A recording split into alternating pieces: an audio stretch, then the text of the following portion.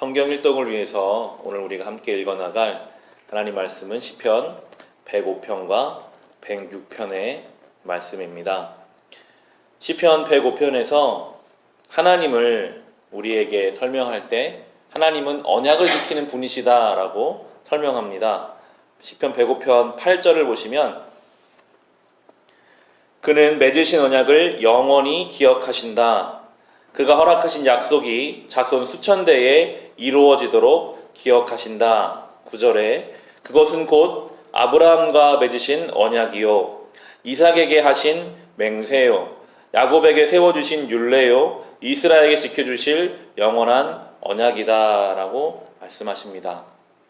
하나님은 약속을 지키시는 분, 언약을 지키시는 분이라고 합니다.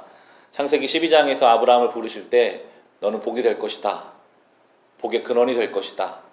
아브라함뿐만이 아니라 아브라함이 하나님의 거룩한 민족을 이룰 것이다 라고 말씀하셨고요.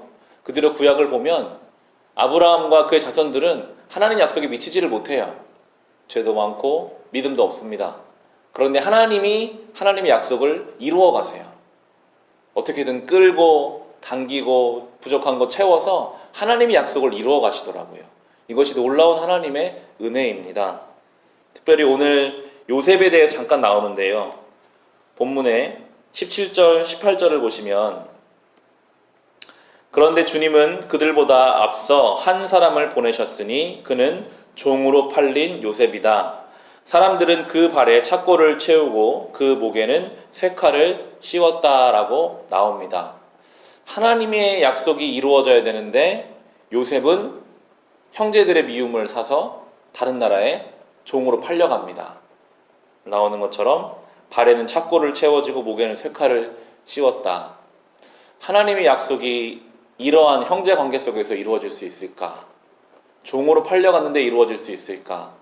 상상이 안 되죠. 그러나 우리는 이미 알고 있습니다. 그 종을 주님께서는 이집트의 총리로 세우셔서 7년 동안 다가올 흉년을 대비시키시고 모든 이스라엘 형제들이 그곳에 내려가서 살아가게 되는 것을 우리는 봅니다. 우리의 짧은 안목으로는 보이지 않는 것이 너무 많습니다. 왜 이런 일들이 일어날까? 하나님이 살아계신데 하나님이 나를 사랑하신다고 말씀하시는데 정말 하나님이 나를 사랑하시는 게 맞을까?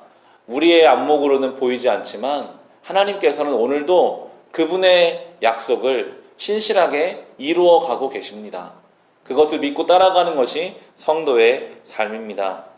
모세를 통해서도 한 번 더 이야기합니다. 종살이하던 이스라엘 백성을 누가 종인데 하나님 백성이라고 믿겠어요. 그런데 하나님께서는 모세를 보내서 그들을 이끌어내시는데요.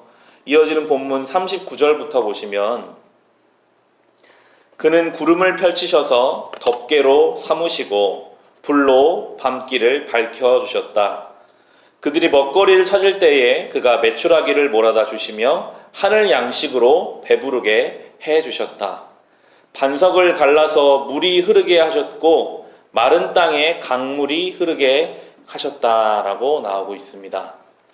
하나님이 이 약속을 복이 될 거다, 거룩한 민족이 될 것이다, 이 약속을 지키시기 위해서 이들을 광야로 이끌어내셔서 밤에는 불기둥으로 낮에는 구름기둥으로 인도하셨습니다.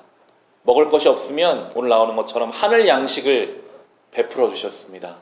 목이 마르면 바위에서 물이 나오게 하시고 사막에 강이 흐르게 하셨습니다. 하나님이 놀랍게 그 약속을 이루셨다라고 나옵니다. 성도는 죄의 종으로 살다가 하나님이 해방시키셔서 이 광야 같은 인생길을 살아가며 결국 하나님 나라로 가는 존재입니다. 오늘 이 약속이 우리를 향한 하나님의 약속이죠.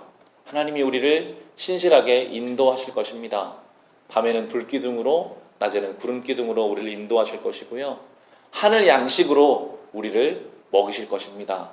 우리가 목마르고 갈증이 있을 때 주님은 바위를 갈라서라도 광야에 강을 내서라도 우리의 목마름을 해결해 주시는 분이시라고 오늘 성경은 우리에게 이야기해 줍니다. 성경을 우리가 날마다 묵상하는 것이 결국 이 하나님의 약속이거든요. 우리는 이 약속을 붙잡고 살아갑니다. 그래서 우리는 시편 106편 1절의 고백. 할렐루야, 주님께 감사하여라. 그는 선하시며 그 인자하심이 영원하다.